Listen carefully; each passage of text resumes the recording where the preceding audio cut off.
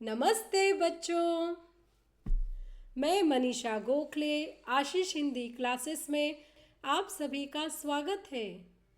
आज हम चर्चा करने वाले हैं आपकी पाठ्यपुस्तक स्पर्श भाग 2 से पाठ कारतूस, जो एक एकांकी है और इसे लिखा है हबीब तनवीर जी ने।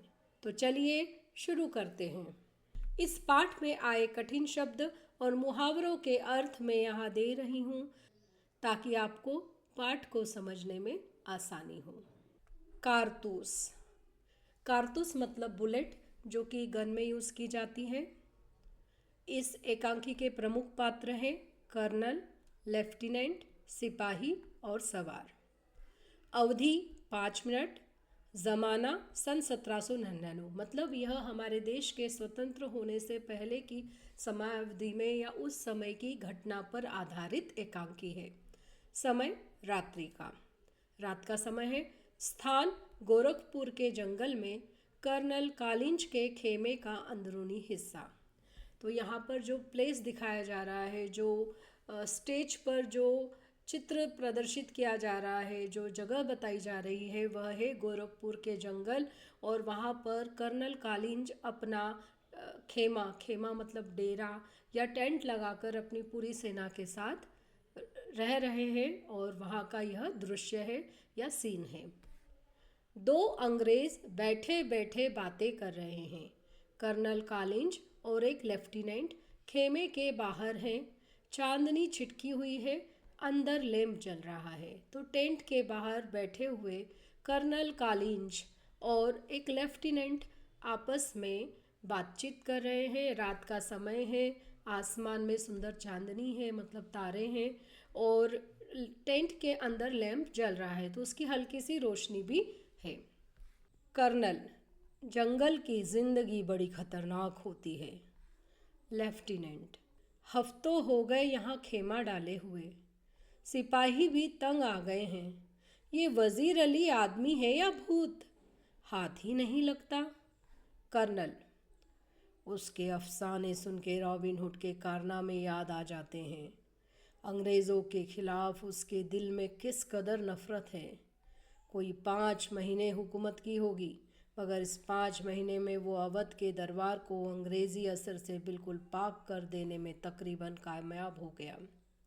तो यहाँ पर कर्नल और लेफ्टिनेंट दोनों मिलकर जंगल में जो उन्हें प्रॉब्लम्स हो रही हैं, जो परेशानियाँ हो रही हैं, उसके बारे में, और वज़ीर अली जिसको पकड़ने के लिए उन्होंने जंगल में डिमा डाला हुआ है या डेरा डाला हुआ है, उसके बारे में चर्चा कर रहे हैं।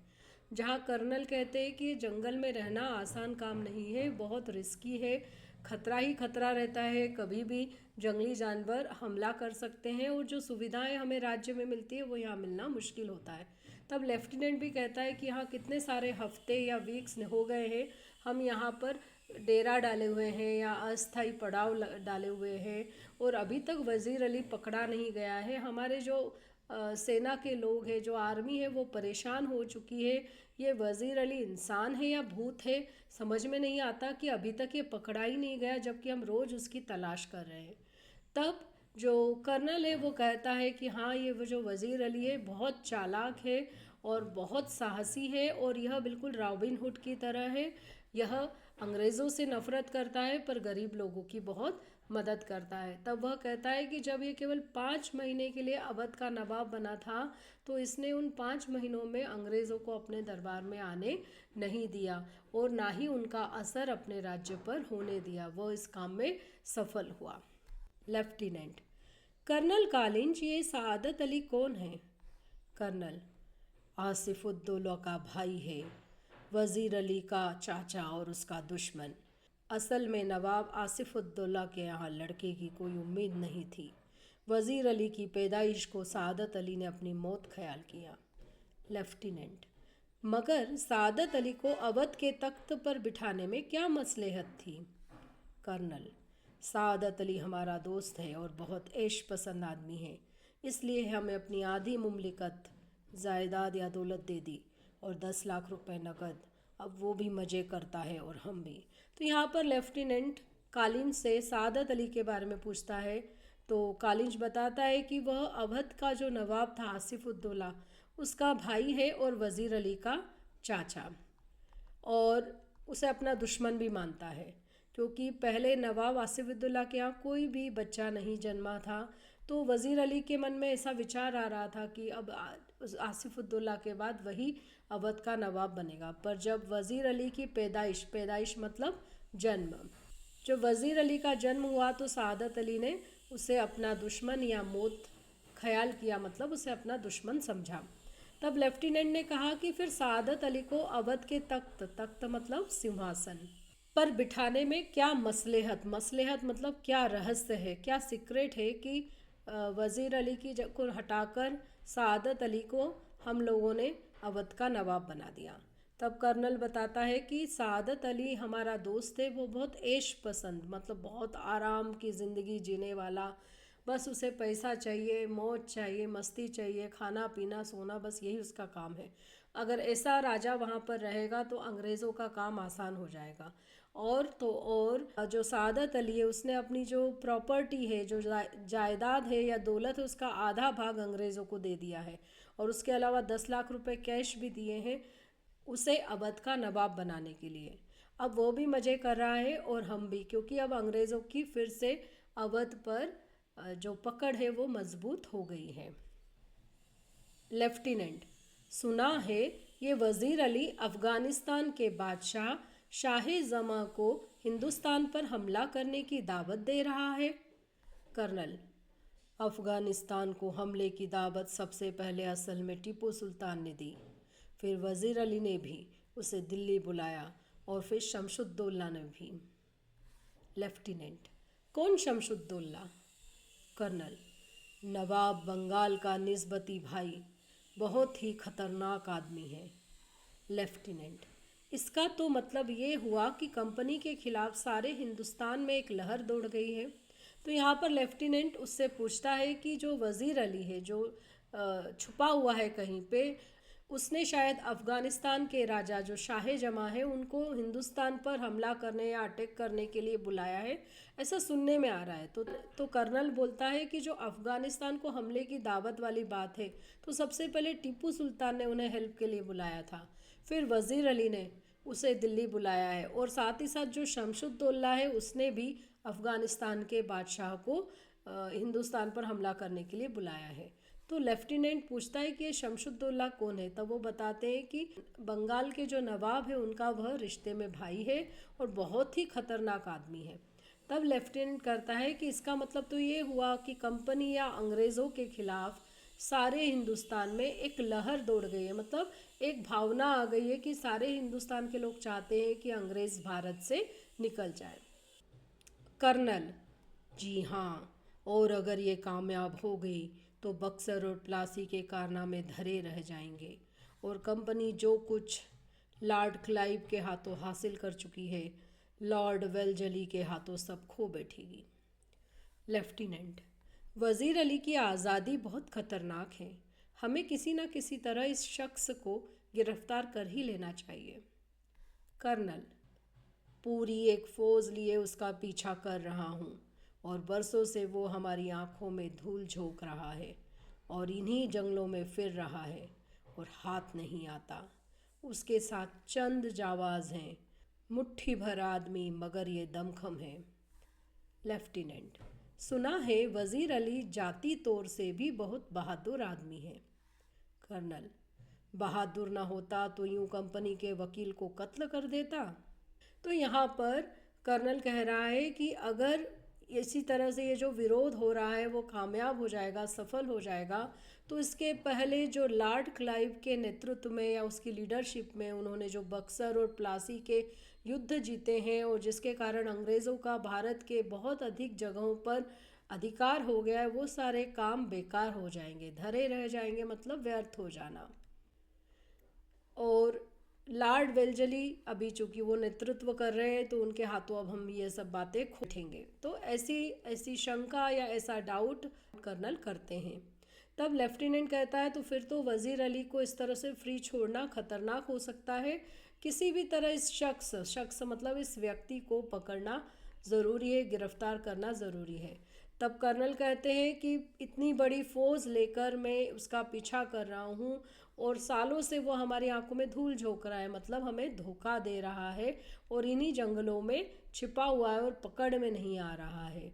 वह कहता है कि उसके साथ में जो लोग हैं वो बहुत कम है, बहुत थोड़े से जांबाज लोग हैं, साहसी लोग हैं, पर फिर भी उसमें ये दमखम, ये ताकत है, ये शक्ति है। तब लेफ्टिनेंट कहता है कि वैसे भी सुना है कि ये जो वज़ीर अली है वो व्यक्तिगत रूप से ही, मतलब उसकी पर्सनालिटी ही बहुत ही साहसी और ताकतवर है वो। तब कर्नल कहता है कि अगर वो इतना बहादुर ना होता तो क्या कंपनी के वकील की हत्या कर देता या कत्ल कर देता। कत्ल करना मतलब हत्या करना। तब लेफ्टिनेंट कहता है, लेफ्टिनेंट ये कत्ल का क्या किस्सा हुआ था कर्नल। कर्नल किस्सा क्या हुआ था, उसको उसके पद से हटाने के बाद हमने वज़ीर अली को बनारस पहुंचा दिया और 3 लाख रुपया सालाना वजीफ़ा मुकर्रर कर दिया। कुछ महीने बाद गवर्नर जनरल ने उसे कलकत्ता तलब किया।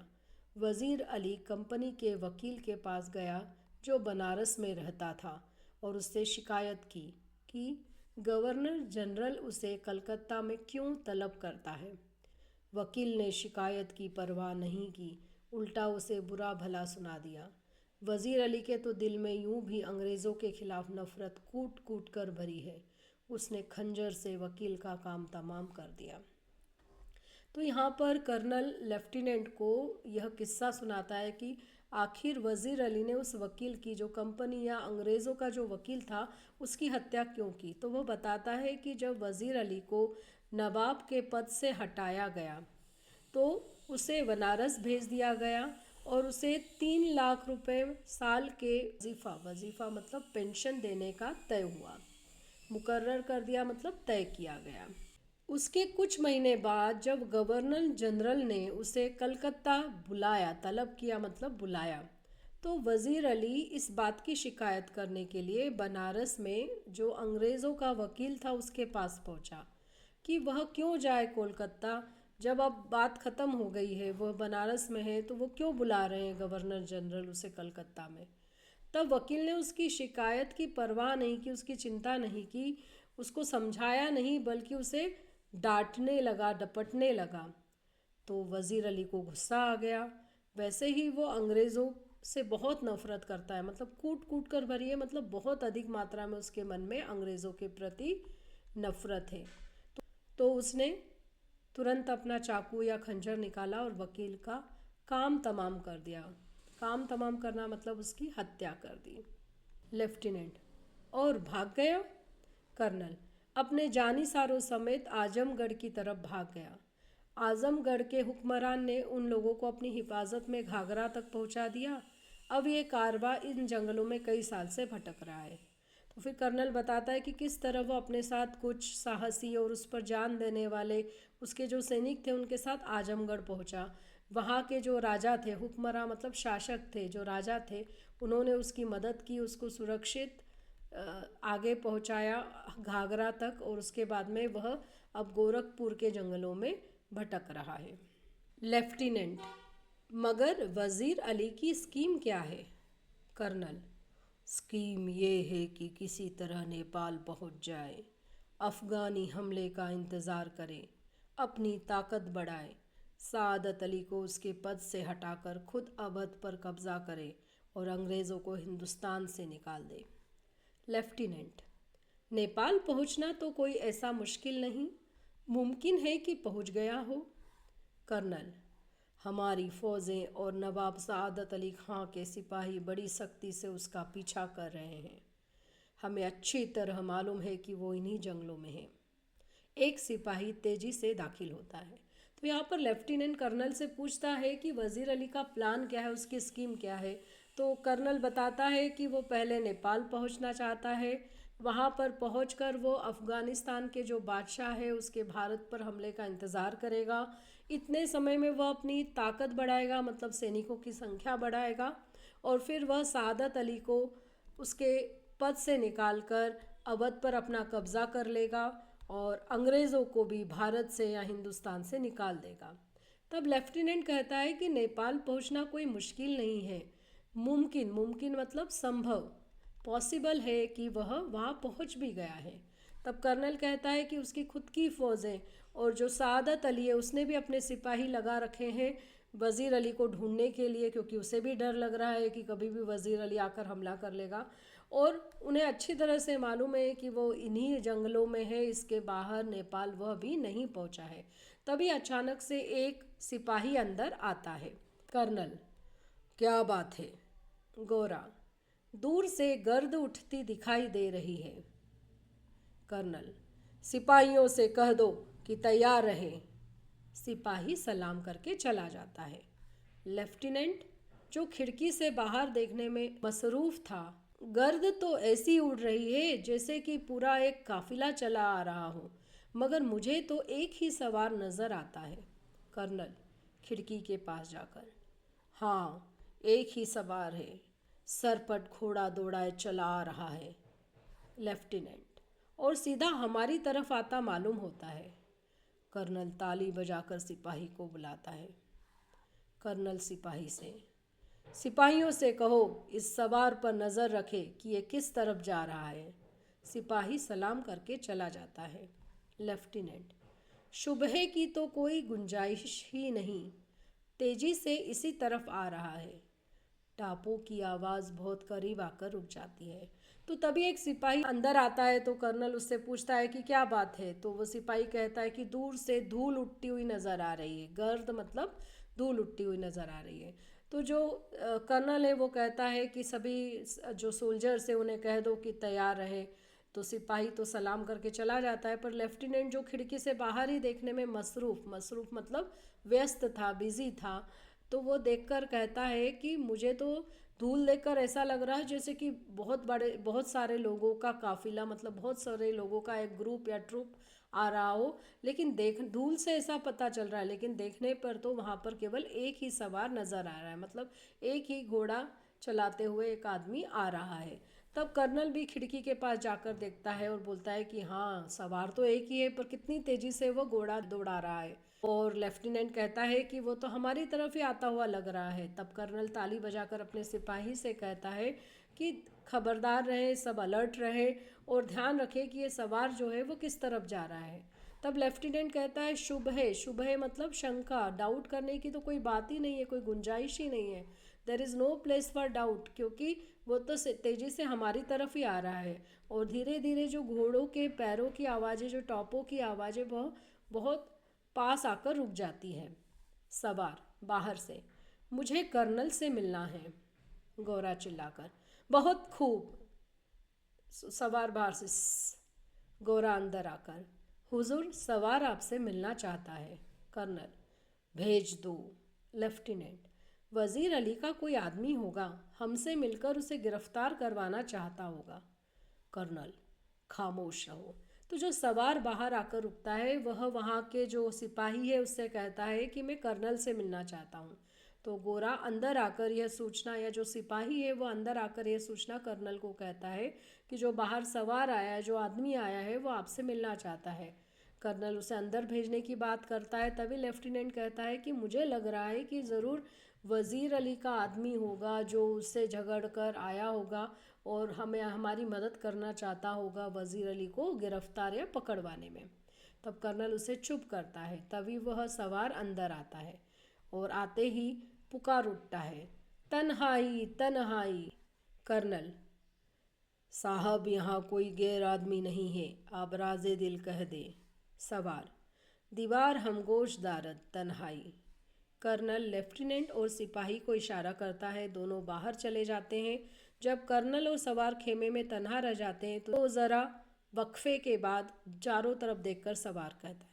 तो यहाँ पर सवार जब अंदर आता है, जो घुड़सवार है वो अंदर आता है, तो वो कहता है कि उसे एकांत चाहिए। तन्हाई मतलब एकांत, आइसोलेशन चाहिए उसे, कोई यहाँ पर होना नहीं चाहिए। तब कर्नल उसे समझाता भी है कि यहाँ पर कोई दूसरा आदमी नहीं है, सब अपने ही हैं। आप राज़े दिल मतलब अपना जो सीक्रेट है, जो रहस्य है या जो दिल की बात है, कह सकते हैं। तब वह कहता है कि दीवार हमगोश दारद मतलब दीवारों के भी कान होते हैं, मतलब कोई भी बाहर से भी हमारी बात सुन सकता है, इसलिए वह एकांत चाहता है। तब कर्नल इशारा करता है और लेफ्टिनेंट और सिपाही बाहर चले जाते हैं।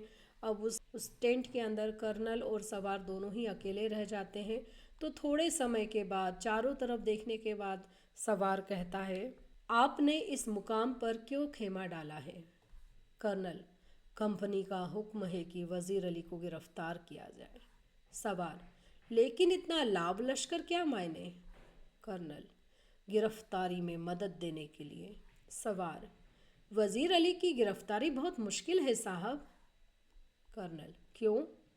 सवार, वो एक जांबाज सिपाही है। कर्नल, मैंने भी यह सुन रखा है। आप क्या चाहते हैं? सवार, चंद कारतूस। कर्नल, किस लिए? सवार, वजीर अली को गिरफ्तार करने के लिए। कर्नल, ये लो 10 कारतूस। सवार मुस्कुराते हुए, शुक्रिया। कर्नल, आपका नाम? सवार, वजीर अली, आपने मुझे कारतूस दिए इसलिए आपकी जान बख्शी करता हूँ। ये कहकर बाहर चला जाता है। टापों का शोर सुनाई देता है। कर्नल एक सन्नाटे में है, हक्का बक्का खड़ा है कि लेफ्टिनेंट अंदर आता है। लेफ्टिनेंट, कौन था? कर्नल दबी जवान से अपने आप से कहता है, एक जांबाज सिपाही। तो सवार अकेले में उससे यह पूछता है कि आपने इस मुकाम मतलब इस जगह पर खेमा या डेरा क्यों डाला है? तब कर्नल कहता है कि अंग्रेज़ों का मतलब ऑफिसर्स का हुक्म है, आदेश है, वज़ीर अली को गिरफ्तार करना है। तो सवार पूछता है, लेकिन इतनी बड़ी सेना और इतना सारा सामान लेने के का क्या मतलब हुआ? तो कर्नल कहता है कि उससे उसको पकड़ने में आसानी होगी, मदद मिलेगी। तब जो सवार है वह कहता है कि वज़ीर अली को गिरफ्तार करना बहुत मुश्किल है। कर्नल के पूछने पर क्यों, तो सवार कहता है कि वह एक जांबाज सिपाही है, वो बहुत हिम्मत वाला, बहुत ही चालाक और ताकतवर सिपाही है जो किसी से भी नहीं डरता है और उसे पकड़ना आसान नहीं है। तो कर्नल भी उससे कहता है कि हाँ, मैंने भी यह सुना है, लेकिन तुम यहाँ किस लिए आए हो? तो वो कहता है कि मुझे थोड़े से कारतूस चाहिए, मुझे बुलेट्स चाहिए कुछ। कर्नल किस लिए यह प्रश्न पूछता है? तो वह कहता है कि वज़ीर अली को पकड़ने के लिए। तो कर्नल आगे कुछ और पूछे बगैर उसको वह 10 कारतूस दे देता है। सवार उसे मुस्कुराते हुए धन्यवाद देता है। तो अब कर्नल उससे उसका नाम पूछता है। तो सवार बताता है कि मेरा नाम वज़ीर अली है और चूंकि आपने मुझे कारतूस दिए हैं इसलिए मैं आपकी जान बख्श रहा हूँ, मतलब जीवन दान दे रहा हूँ। मैं आपको मार नहीं रहा हूँ, जबकि आप मेरे दुश्मन हैं, मैं चाहूँ तो आपको मार भी सकता हूँ। ऐसा कहकर वह बाहर चला जाता है और जी से घोड़े पर सवार होकर वह निकल जाता है। कर्नल बिल्कुल सन्नाटे में हो जाता है और हक्का बक्का सरप्राइज्ड रहता है। वो उसको समझ में नहीं आता है कि क्या करूँ। वज़ीर अली खुद आकर मुझसे कारतूस लेकर चला गया। तभी लेफ्टिनेंट अंदर आता है और वो उससे पूछता है कि कौन था। तब वह कहता है कि एक जाबाज सिपाही था। वो धीमी आवाज़ में यह बुदबुदाता है। तो यहाँ पर इस नाटक में या इस एकांकी में हमें वज़ीर अली की जो साहस है, जो उसकी हिम्मत है, वह देखने को मिलती है कि जिस वज़ीर अली को पकड़ने के लिए इतना बड़ा लाव लश्कर, इतनी बड़ी सेना खेमा लगाए बैठी है, वज़ीर अली उस सेना के पास, उस लश्कर के पास आता है, कर्नल से कारतूस लेता है, अपना नाम भी बताता है और चला जाता है। तो ऐसी जो जाबाजी है, जो बहादुरी है, वह वज़ीर अली में थी और इस कारण ही वह अंग्रेज़ों को हर बार चकमा देकर चला जाता था। अगले वीडियो में इस पाठ के प्रश्न उत्तर लेकर फिर से हाजिर होंगी। तब तक के लिए धन्यवाद।